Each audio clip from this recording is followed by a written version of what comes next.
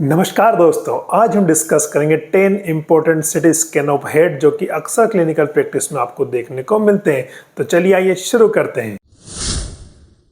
Number 1, intracranial haemorrhage means bleeding inside the skull, मतलब skull के अंदर ब्लीडिंग प्रेजेंट होना। अब स्कल क्या होता है? एक बोनी स्ट्रक्चर होती है जिसके अंदर ब्रेन और हेड प्रेजेंट होता है, जो फेस को सपोर्ट करता है और ब्रेन को प्रोटेक्ट करता है। इंट्राक्रैनियल हेमरेज दो तरह का हो सकता है। नंबर 1 इंट्रा एक्सियल और दूसरा होता है extra axial.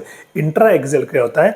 Bleeding within the brain itself, मतलब ब्रेन के अंदर ही ब्लीडिंग प्रेजेंट होना, जैसे कि इंट्रा पेरेन्काइमल या इंट्रा वेंट्रिकुलर ब्लीड। अब दूसरा होता है extra axial means blood between brain and skull. इसमें ब्रेन के बाहर ब्लड प्रेजेंट होता है, जैसे कि सबड्यूरल, एक्स्ट्रा ड्यूरल या सब एरोक्नोइड हेमरेज। अब सिटी स्कैन पर इंट्राक्रैनियल हेमरेज का अपीयरेंस इसके ड्यूरेशन के हिसाब से चेंज होता रहता है।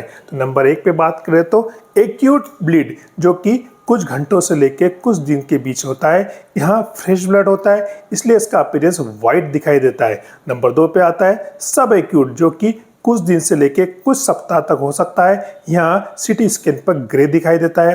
नंबर 3 पर आता है क्रोनिक, जो कि कुछ सप्ताह से लेके कुछ मंथ तक हो सकता है। यहाँ सिटी स्कैन पर काफ़ी डार्क दिखाई देता है क्योंकि यह काफ़ी ओल्ड ब्लड होता है। नंबर 4 पे आता है एक्यूट ऑन क्रोनिक। इसमें हमें लेयरिंग इफेक्ट दिखाई देते हैं, मतलब इसमें हाइपोडेंस और हाइपरडेंस दोनों कलेक्शन एक साथ दिखाई देते हैं। तो ये था सिटी स्कैन में इंट्राक्रैनियल हेमरेज का अपीयरेंस। नंबर 2 पे आता है एपिड्यूरल हेमरेज या एक्स्ट्राड्यूरल हेमरेज। यह सामान्यतः हेड ट्रॉमा के कारण होता है। यह पर्टिकुलरली पेट्रियन रीजन में मिडिल मेनिंजियल आर्टरी के टियर होने के कारण स्कल और ड्यूरामेटर के बीच में क्या होता है? ब्लड इकट्ठा हो जाता है। यहाँ आर्टेरियल ब्लड होता है और इसके अपीयरेंस की बात करें तो यह लेंस शेप दिखाई देता है। तो ये था सिटी स्कैन में एपिड्यूरल हेमरेज का अपीयरेंस।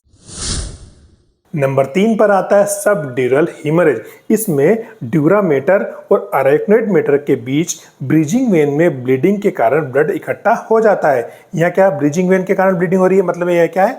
वीनस ब्लड होता है। यहाँ ओल्ड एज एल्कोहलिक पेशेंट में ज़्यादा दिखाई देता है। इसके अपीयरेंस की बात करें तो यहाँ क्रिसेंट शेप या बनाना शेप दिखाई देता है। तो यह था सबड्यूरल हेमरेज का सिटी स्कैन में अपीयरेंस।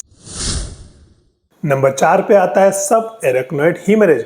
इसमें सब एरेक्नोइड स्पेस में ब्लीडिंग होती है, जो कि ट्रोमा, एवीएम मतलब आर्टरियोवीनस मालफॉर्मेशन या बेरी एन्यूरिज्म रप्चर के कारण हो सकता है। इसमें मरीज को सीवियर हेडेक या थंडर क्लेप हेडेक होता है। मरीज ये कहेगा कि मुझे जिंदगी में इससे ज़्यादा सिर दर्द पहले कभी नहीं हुआ है। सब एरोक्नोइड स्पेस में ब्लड होने से यह मेनिंजियल इरिटेशन करवाता है, जिससे मेनिंजाइटिस के सिम्टम्स देखने को मिलते हैं। इसके अपीयरेंस की बात करें तो हमें high density blood sulci, basal cistern और फिशर में दिखाई देता है। यह था सिटी स्कैन में सब एरेक्नोइड हेमरेज का अपीयरेंस। नंबर 5 पे आता है इंट्रापेरेन्काइमल हेमरेज। इसमें ब्रेन के अंदर ही ब्लीडिंग होती है, जो कि हाइपरटेंशन, ट्रोमा और हिमोरेजिक स्ट्रोक के कारण हो सकता है। इसके अपीयरेंस की बात करें तो इसमें हमें हाई डेंसिटी एरिया दिखाई देता है। तो ये था इंट्रापेरेन्काइमल हेमरेज का सिटी स्कैन में अपीयरेंस। Number 6 intraventricular haemorrhage. इसमें वेंट्रिकल्स के अंदर ब्लीडिंग होती है, जो कि प्राइमरी हो सकती है या फिर सेकेंडरी कॉज, जैसे कि सब एरेक्नोइड या इंट्रासेरेब्रल हेमरेज के एक्सटेंशन के कारण भी हो सकती है। इसमें वेंट्रिकल्स के अंदर ब्लड पाया जाता है। नंबर 7 इस्चेमिक स्ट्रोक या इन्फ्राक्ट। जब ब्रेन के किसी हिस्से में ब्लड सप्लाई रुक जाती है तो वहाँ की कोशिकाएं और टिश्यू डैमेज हो जाते हैं और इन्फ्राक्ट डेवलप होता है, जिसे हम लकवा भी कहते हैं। सिटी स्कैन के अंदर लो डेंसिटी एरिया दिखाई देता है, जिसको डेवलप होने में समय लगता है। तो एक्यूट इन्फ्राक्ट तुरंत सिटी स्कैन में दिखाई नहीं देता है, तो इसके लिए एमआरआई डिफ्यूजन बेस्ड ऑप्शन रहता है। अगर किसी मरीज को इन्फ्राक्ट के सिम्टम्स दिखाई दे रहे हैं और पेशेंट विंडो पीरियड में है तो हम सबसे पहले सिटी स्कैन करके देखते हैं। अगर उसमें हमें ब्लीडिंग दिखाई नहीं देती है तो हम थ्रोम्बोलाइज पे जा सकते हैं, क्योंकि इन्फ्राक्ट को सिटी स्कैन में अपीयर होने में टाइम लगता है।